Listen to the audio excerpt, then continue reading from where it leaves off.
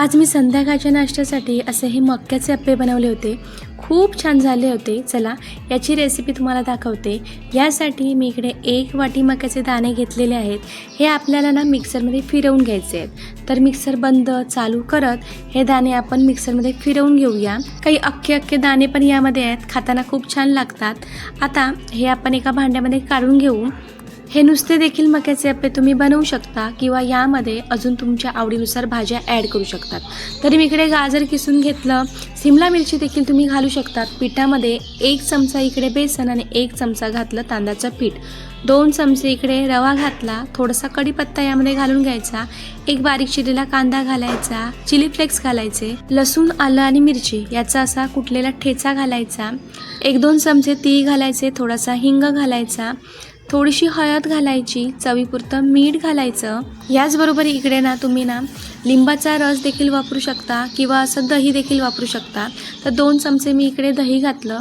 आता हे सगळं साहित्य असं मिक्स करून घ्यायचं. यात ना धनेपूड आणि जिरेपूड पण मी घालून घेतली. एका साईडला राहिल्यामुळे ती दिसली नाही. तर हे पुन्हा एकदा मिक्स करून घेते. हे अप्पे झटपट होणारे तर आहेत, पण लहान मुलांना तर हे खूप आवडतील.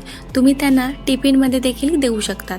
तर ना 5 मिनिटासाठी फक्त हे बाजूला ठेवूया, म्हणजे यातील रवा ना चांगला फुलून येईल.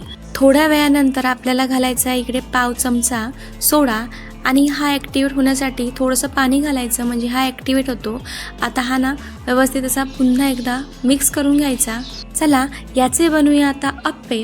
त्यासाठी अप्पे पात्र मी इकडे गरम करत ठेवलं होतं गॅसवर. त्यामध्ये सुरुवातीला थोडं तेल घालायचं, म्हणजे अप्पे खाली चिकटत नाही. असं एक एक करून मिश्रण घालून घ्यायचं. थोडंसं दाबून मिश्रण भरायचं, म्हणजे गोल आकारही या अप्प्यांना येतो आणि कुरकुरीत असे आपले अप्पे तयार होतात.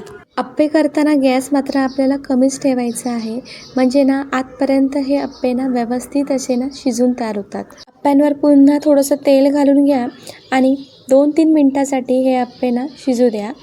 2-3 मिनटानंतर या अप्प्यांचा कलर बदलेल. त्यावेळी आपल्याला ना या अप्प्यांच्या बाजू मोकळ्या करून घ्यायच्या आहेत. एकदम हलक्या हाताने ह्या बाजू मोकळ्या करून घ्यायच्या आणि त्यानंतर ना हे अप्पे ना पलटवून घ्यायचे, म्हणजे दुसरीही बाजू इकडे खरपूस अशी भाजून तयार होईल. या अप्प्यांवर आपल्याला झाकण ठेवायचं नाही, नाहीतर ना याला थोडंसं पाणी सुटल्यासारखं होतं आणि हे शिजायला देखील वेळ लागतो. एकदा तरी हे अप्पे ना असे तयार करून बघा, तुम्हाला नक्कीच आवडतील. तर हे अप्पे असे मी पलटवून घेतले.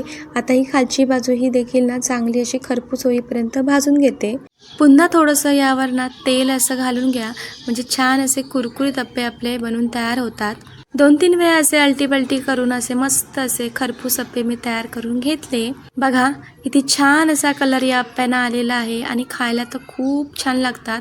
गरमागरम असे हे अप्पे तुम्ही पण नक्कीच करून बघा आणि रेसिपी आवडली तर रेसिपीला एक लाईक करायला विसरू नका.